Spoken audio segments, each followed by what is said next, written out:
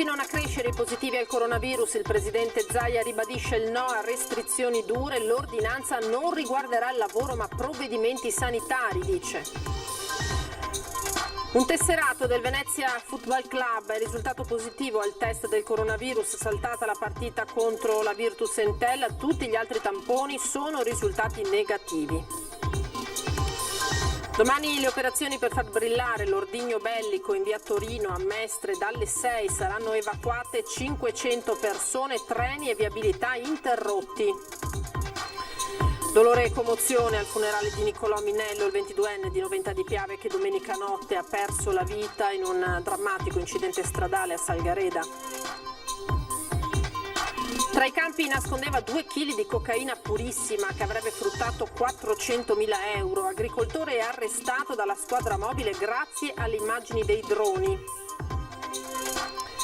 Entro un mese il progetto per difendere la Basilica di San Marco dall'acqua alta sarà inviato al Ministero dei Beni Culturali. I lavori potrebbero partire già entro la fine dell'anno.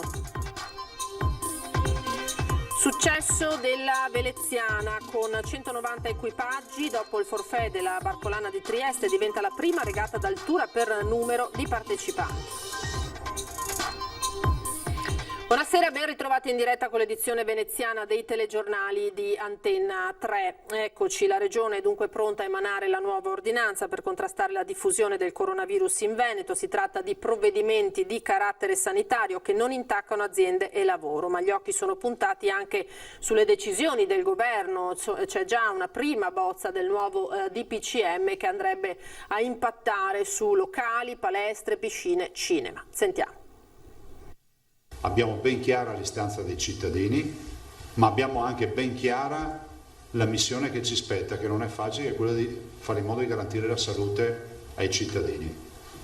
E il punto di equilibrio è ovviamente è rappresentato dalla sostenibilità, perché non si può morire di virus per tenere tutto aperto, ma non si può morire di fame per non avere virus. Non un lockdown, non un'ordinanza su fronti che riguardano il lavoro o le aziende, ma provvedimenti sostenibili e praticabili sul fronte della sanità pubblica.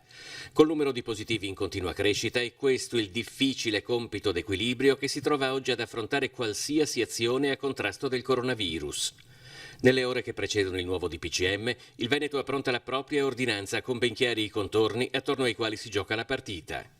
I nostri ospedali hanno 7.500 posti letto, hanno un totale di, in questo momento, 1 migliaio di terapie intensive.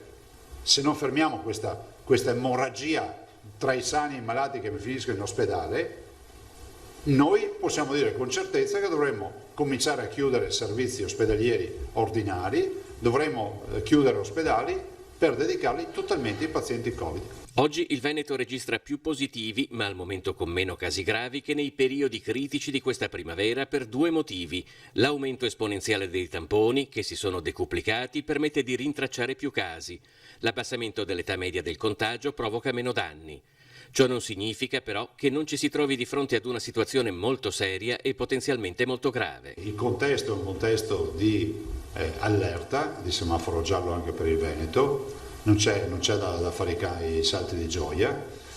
Mi arrivano ancora dei filmati di gente che fa festa, salta, balla, magari non si ammalerà mai, ma sicuramente rischiano di diventare dei super diffusori.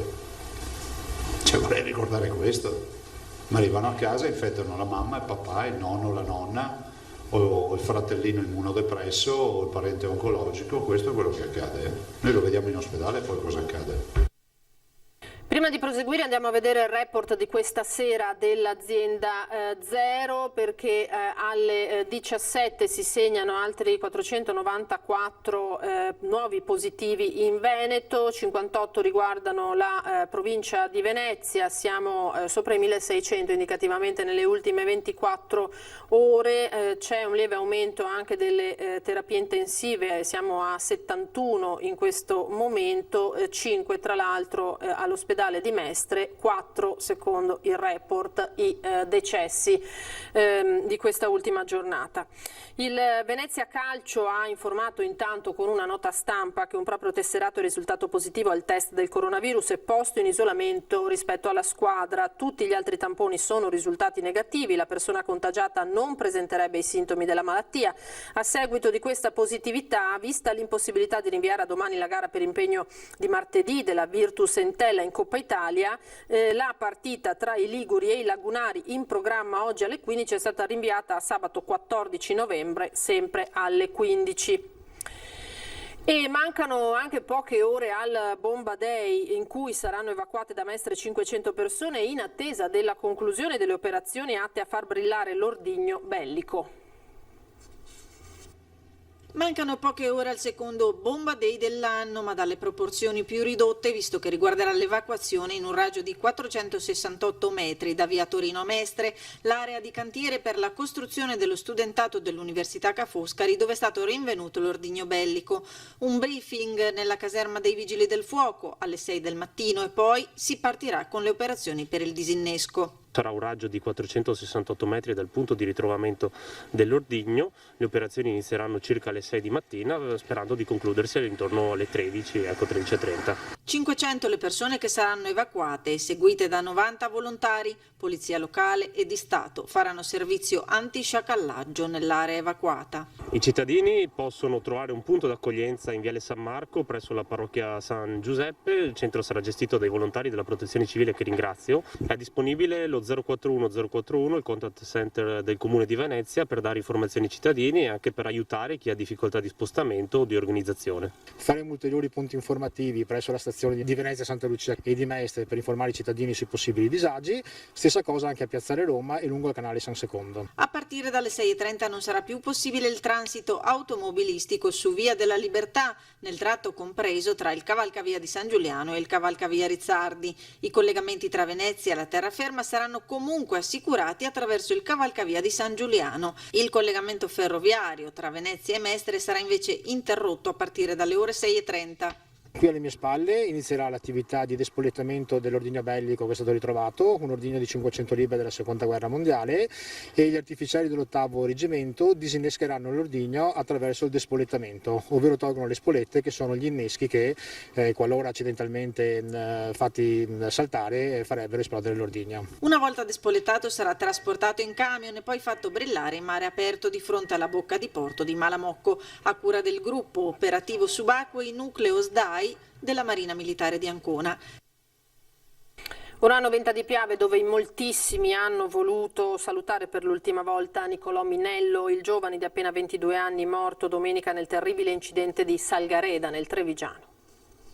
Una folla commossa ha partecipato alla cerimonia per dare un ultimo saluto a Nicolò Minello, il giovane di appena 22 anni deceduto domenica nel terribile incidente di Salgareda nel Trevigiano.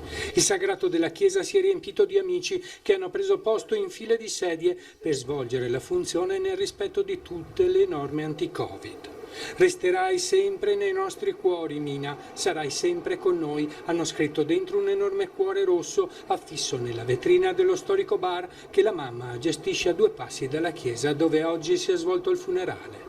Don Mario Rossetto ha espresso parole di conforto per i familiari e richiesto a Dio la giusta accoglienza per l'anima di Nicolò. Sopra la bara del giovane la maglia di calcio tutta autografata. A poca distanza la famiglia del giovane, il padre Vittorino Gianni e la mamma Agostina, la nonna Luigia e la sorella Alessandra, che con voce rotta dall'emozione ha voluto ricordare Nicolò e gli amici che dopo l'incidente stanno ancora lottando per la vita in ospedale. I miei genitori e io mandiamo un abbraccio a Gaston, compagno di 1001 avventure, a Valerio, Patrick e Giuseppe. Speriamo di cuore che stiano tutti presto bene. La cosa che fa soffrire per Nico è che non esiste futuro. Per loro speriamo in un futuro di cose belle. Al funerale ha voluto partecipare anche la mamma di Riccardo Laugeni, uno dei 4 ragazzi morti a Jesolo il 14 luglio dell'anno scorso. Adesso anche le amministrazioni devono mettersi accanto alle associazioni, ai gruppi, fare di tutto, entriamo a scuola, andiamo dai ragazzi, ma facciamo capire che questa strage, questi disastri devono incominciare lentamente a sparire. Quando il funerale è finito, gli amici hanno voluto lanciare in cielo dei palloncini bianchi e azzurri per salutare il loro grande amico. Importante riunione alla presenza del sindaco Brugnaro, convocata via streaming con tutti gli enti cittadini per discutere il progetto di difesa dall'acqua alta della Basilica di San Marco. Se potrà essere considerata la riunione della svolta lo capiremo solo tra qualche mese. Di certo è stato un incontro importante, quello convocato via streaming alla presenza del sindaco Brugnaro con tutti gli enti locali preposti per affrontare il problema della difesa della Basilica di San Marco dell'acqua alta. In pratica si deve trovare una soluzione nel caso in cui il Mose non sia in funzione per una marea dunque inferiore a quota 130 cm sul medio mare, ma la piazza comunque sott'acqua, visto che la Basilica soffre per gli allagamenti già a una quota di molto inferiore ai 130 e attorno ai 90 cm. Il progetto definitivo, firmato dall'ingegnere Daniele Rinaldo e dall'architetto Mario Piana, proto della Basilica, che sta svolgendo un ottimo e encomiabile lavoro, è pronto. Con gli abbellimenti tecnici dell'architetto Stefano Boeri, entro un mese sarà inviato per le valutazioni al Ministero dei Beni Culturali. In pratica, in attesa del rialzo della pavimentazione marciana, verrebbero create delle barriere leggere, amovibili e di cristallo, per proteggere la piazza e la sua basilica durante l'acqua alta. L'obiettivo del primo procuratore di San Marco, Carlo Alberto Tesserin, e dell'intera procuratoria sarebbe quello di arrivare velocemente all'approvazione del progetto, in modo da poter iniziare i lavori già entro fine anno e di concluderli in circa 4 mesi. Università Ca' Foscari e Centro Marca Banca di Treviso e Venezia firmano un accordo per unire le risorse a favore di una finanza green per creare nuove opportunità di formazione e ricerca. Mettono a disposizione un assegno di ricerca e nuovi corsi universitari interdisciplinari per diffondere la cultura green in ambito finanziario, una finanza sostenibile per sviluppare un doppio vantaggio, cioè quello sotto il profilo ambientale e quello relativo ai rendimenti. L'accordo nasce con l'obiettivo di svolgere un servizio al territorio ricoprendo un ruolo fondamentale per la crescita culturale, sociale e formativa delle persone. La cronaca con l'agricoltore del Veneziano che nascondeva la droga nei campi di sua proprietà. Aveva nascosto la droga tra i campi e non era la prima volta, visto che gli agenti della Mobile di Venezia lo avevano già arrestato martedì scorso con più di mezzo chilo di cocaina. Si tratta di un agricoltore di Quarto d'Altino e grazie all'analisi delle immagini satellitari di Google Earth e alle mappe catastali che i poliziotti sono riusciti a risalire ad altri terreni di sua proprietà e hanno individuato in uno dei terreni una casetta dove aveva nascosto 2 kg di cocaina e materiale per confezionarla in dosi. Un quantitativo simile di stupefacente di così elevata purezza era probabilmente destinato al mercato all'ingrosso del territorio veneziano. Una volta tagliata, la cocaina avrebbe consentito un ricavo di circa 400.000 euro. Le indagini sono ancora in corso per tentare di risalire alla filiera a cui faceva capo l'attività di spaccio dell'agricoltore. Alle 13.30 circa i vigili del fuoco sono intervenuti in via Taglio a Spinea per l'incendio divampato all'interno di un ricovero di mezzi agricoli di circa 100 metri quadrati. Nessuna persona è rimasta ferita. I pompieri arrivati da Mestre con i volontari di Mirano e 14 operatori hanno spento le fiamme evitando la propagazione alle altre strutture vicine. L'incendio ha interessato vari attrezzi, un deposito di legna e il tetto in Ethernet della struttura. Le cause sono al vaglio. Le operazioni di completo spegnimento sono terminate dopo 4 ore, la struttura è purtroppo inagibile. Un arresto e una denuncia per detenzione abusiva di armi e oggetti atti a offendere in 2 differenti operazioni condotte dai carabinieri a Dolo e Portogruaro. I carabinieri hanno arrestato in flagranza un 56enne di Dolo trovato in possesso di una rivoltella calibro 357 Magnum rubata in provincia di Gorizia nel 2014. L'arma si trovava nel garage dell'uomo con 6 colpi nel tamburo e altre 18 cartucce per un totale di 24 proiettili. L'uomo arrestato per detenzione illegale di arma da sparo era stato fermato poco prima per un controllo assieme ad un 72enne di Padova, entrambi avevano precedenti in materia di stupefacenti, denunciato a sua volta perché trovato in possesso di un coltello. Appena pochi giorni fa i carabinieri di Dolo avevano arrestato 2 fratelli di Campolongo Maggiore trovati in possesso di 5 kg di marijuana ed oltre 50 petardi per un totale di 1,6 kg di polvere pirica. Denunciato per detenzione abusiva di armi ed oggetti ad offendere, dopo una perquisizione domiciliare dei carabinieri, anche un 21enne di Portogruaro. In casa aveva diversi tirapugni. Le indagini, che hanno portato anche ad una denuncia per lesioni aggravate, erano partite a seguito di un'aggressione a 2 kosovari avvenuta ad agosto a Bibione. Voltiamo pagina. Il boom delle preiscrizioni al corso di laurea in architettura è frutto della visibilità acquisita con il lockdown. A fornire questa chiave di lettura è il rettore dello UAV. Raddoppiate le domande di preiscrizioni allo UAV per la triennale in architettura, circa 700 domande per 360 posti, mentre lo scorso anno erano quasi 300 in meno. Qui l'effetto Covid si vede con i numeri al rialzo, complice l'abitudine alle lezioni a distanza. A spiegarlo è proprio il rettore Alberto Ferlenga, che vede nel motivo del boom l'organizzazione dei mesi del lockdown, le lezioni in streaming che hanno ampliato la capacità di comunicazione e comportato un ritorno in numeri di studenti.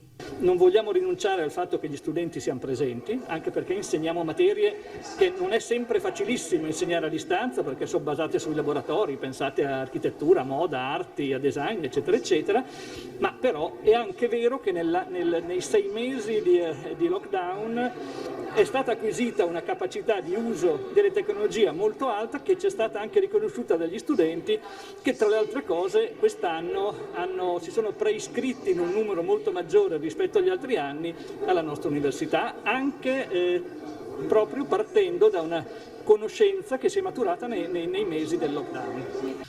Nonostante l'obiettivo resti quello di un ritorno alle lezioni faccia a faccia, il rettore spiega in che modo l'università abbia adottato per ora un sistema misto per adeguarsi alle direttive anti-Covid. Oggi stiamo praticando un altro genere di formazione, di didattica, che è quella cosiddetta mista e che comporta in parte una presenza in aula degli studenti, grosso modo il 50%, e contemporaneamente invece la messa in atto di lezioni e così via streaming e comunque da remoto. Questo ha comportato necessariamente una modifica nei nostri impianti, un adeguamento tecnologico molto importante e, tra parentesi, molto costoso, la sanificazione di tutti gli spazi, il censimento degli spazi, perché possono accogliere in queste condizioni solo una parte degli studenti, ma lo stiamo facendo e finora devo dire che sta funzionando abbastanza bene.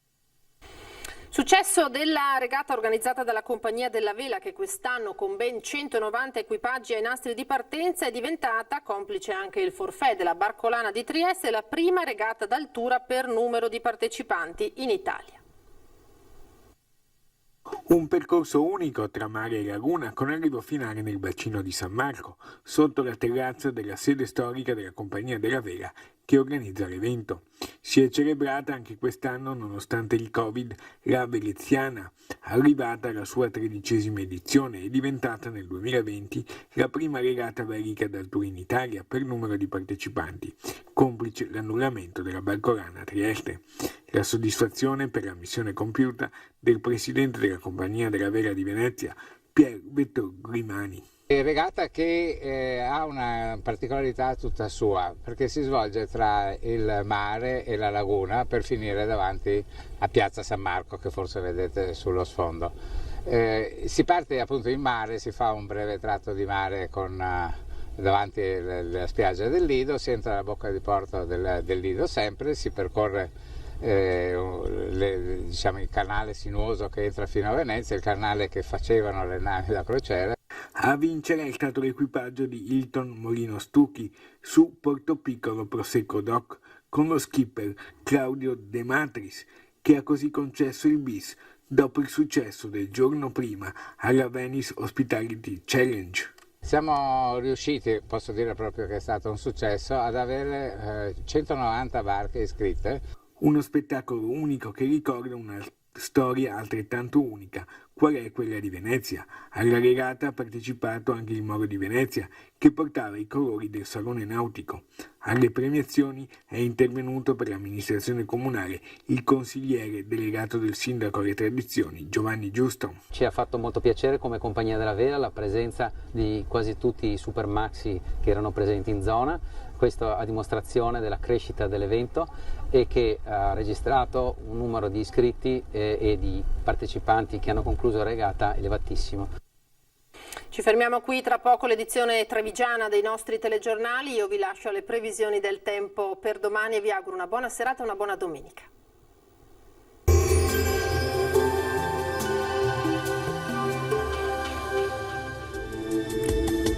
Bentrovati al meteo. Il weekend prosegue con un tempo più stabile grazie all'aumento della pressione, ma sarà soltanto una breve pausa perché lunedì tornerà la pioggia.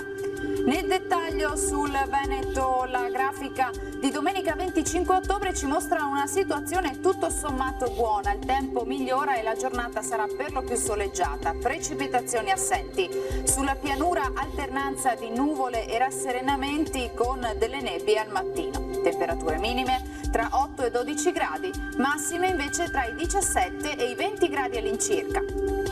Ci spostiamo ora sul Friuli Venezia Giulia, tanto sole su tutti i settori, cielo al massimo poco nuvoloso, in nottata primi piovaschi.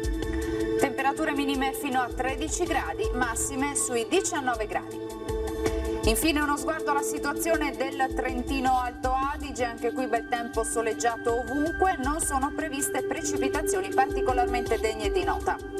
Temperature minime sui 7-8 gradi, massime sui 17-18 all'incirca. Dal meteo per ora è tutto, io vi auguro un buon proseguimento in compagnia di Antenna 3.